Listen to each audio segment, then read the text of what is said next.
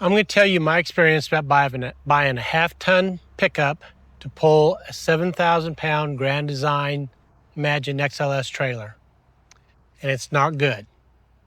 So let's get started. Here we go. Oh, by the way, I'm Chuck with Lake to Lake. Thanks for watching. So here's my story, and I'm sticking to it. When we went out to first decide we wanted to get into RVing, we went and looked at trailers, travel trailers. That was our goal. And we found the size and the style of travel trailer we wanted. And then we went out and bought a truck. That was the plan from day one. Pick out the trailer, go buy the truck. So we went and bought a truck, bought a Ford F-150 half-ton pickup, gas-powered. Good truck, nice truck, luxury, nice riding. You know, everything we wanted and needed in a truck, we thought that was it. So then we went and bought a trailer a couple years later. We bought an Grand Design Imagine XLS 23 LDE, 7,000 pounds. And from everything, all the research we'd done, everybody we talked to, all the RV people, all the truck people, we thought we were golden. We thought we were in the sweet spot. We had, by the numbers, we had plenty of capacity. Our cargo, I'm not going to get into all the details, but we went to the Catskills, fully loaded, dogs, bicycles, firewood in the back of the truck, camper loaded up. We pulled in the Catskills. We weighed all the axles up, got the printout, drove down the road, went camping for a long week, got home, and I started studying it. We were at capacity. We had no extra capacity. We were maxed out.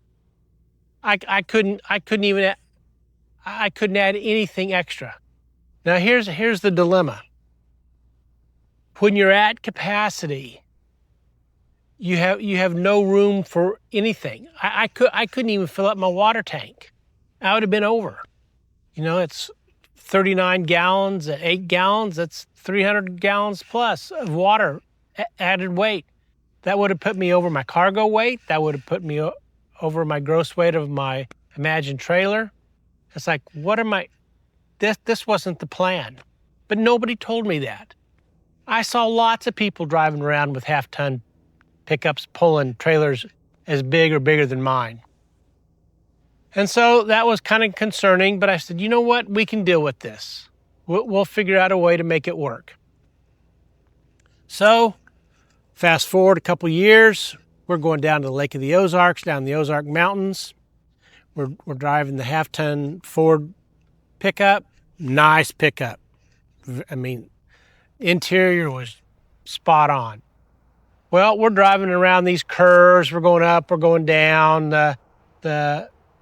The truck, for the most part, is handling it, especially on the uphills. The motor transmission, it was pretty sweet. It did a good job. But here's where we got into a little bit of trouble. We start going down real steep hills on curves, and all of a sudden, my truck's is picking up speed. And my wife says, you need to slow down. I said, okay, yeah. I mean, this happened so quickly, we didn't realize what had happened.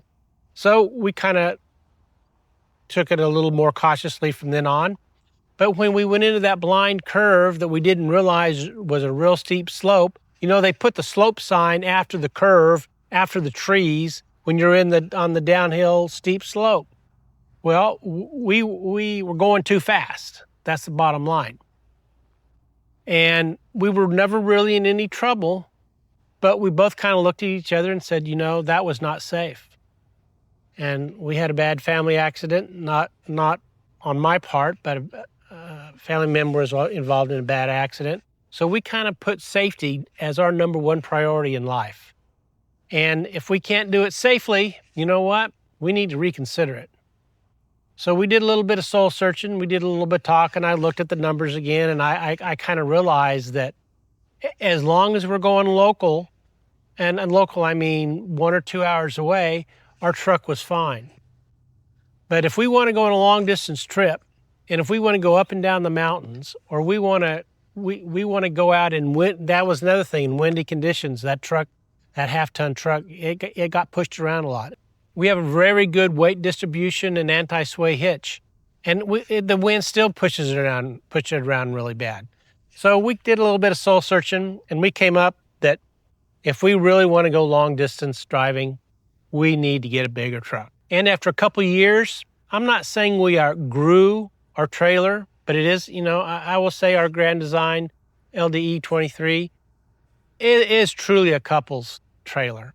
And we were trying to we took our grandson. Well, we got to make the bed, fold the dinette down into a bed, and it was just a hassle. And then we had a couple dogs. You got a chocolate lab, weighs 80, 90, 100 pounds, and another dog weighs 50 pounds. And you throw a 8-year-old in there, that trailer got small pretty quick. So we knew in the back of our mind that we were going to be graduating up to a fifth wheel. But for the time being, we needed a safe truck because we wanted to go to Quartzsite. We wanted to go up. We live in the Kansas City area. We wanted to go up to the national parks, Yellowstone and Glacier National Park. And we had plans. We wanted to go down south into Texas. We had family members down there. And we just didn't feel comfortable, my wife and I, and that we could safely, without stress, drive our truck and trailer a long way with a half-ton. So, needless to say, we bought a Ram 3500 diesel truck with an 8-foot bed. Now, that trailer I pull, it's sweet. I don't get pushed around. I mean, if it's windy, a little bit. But when I'm driving my 1-ton truck pulling that 7,000-pound trailer, I don't worry about it. I really don't. I know it's got the exhaust brake, so when I come up to a steep, long hill or a hill, the exhaust brake kicks in. I don't have to use my brakes or the trailer brakes. It's got plenty of, it's more truck than I need for my trailer. And that's what we were looking for. I can put water, I have all sorts of cargo capacity. I have over 4,000 pounds of cargo capacity. That's plenty. That my trailer just doesn't even know what's behind it. I can put all sorts of stuff in the back of the truck. There's no way my wife and I will ever overload this truck pulling that camper. And we future-proofed ourselves. We know that when we get ready to move up to a fifth wheel, we have a truck that'll pull it. Hindsight being 2020, I'd wish I'd bought a diesel 1-ton truck in the very beginning. I wished I'd done more research, but you do all the research, you talk to all the experts. You go into the Ford dealership, oh, you 8,000-pound trailer, yeah, this thing will pull X amount. You'll never even know what's behind your truck. Well, that's not true. Towing capacity and the cargo capacity need to be matched up. I'm not going to get into all the details and numbers. The salesmen at the truck dealerships want to sell you a truck. They don't care what happens after you drive out off the lot. And when you're buying an RV dealers, they don't care what kind of truck you have. They want to sell you a trailer. Now they may tell you, "Whoa, you're cutting it close," but I think it'll do it. Don't buy it. Don't take what they say as gospel. Do your own research. Do the numbers. There's lots of YouTube videos that'll do the number crunching. I really don't want to do the number crunchings because I want this to be my experience. So anyway, it has been a jewel. This truck we go down the road. My wife doesn't worry. She's not concerned. I don't white-knuckle. I've never had to white-knuckle drive in with my truck and my trailer. It's just a joy. And I'm future-proof. And I don't have the concerns about having my grandson in the truck and being at capacity or being overloaded. Another thing, which I don't understand, I'm going to do an in-depth video on this. My truck or my trailer has about an 800-pound cargo capacity. Well, I got 4 39-gallon tanks. Now, if I do the simple math, if I fill up 3 of the 4 tanks full, that puts me over capacity. I never quite understood that, why RV dealers do it. If I fill up 4, I'm 200 pounds, 300 pounds over capacity. Don't understand that. I think somebody needs to take a good hard look at the industry and find out. And all RV manufacturers do that. And I realize you probably never ever will have all 4 tanks completely full, but still, you think they would build an RV that you could fill up the tanks and you would not be over capacity. We're just waiting until we get the itch to go buy a 5th wheel and we got the truck to pull it. I'm going to show you a couple nice things about this truck that have made a difference for us. First of all, we got the cap. Ordered it, match the color of the truck.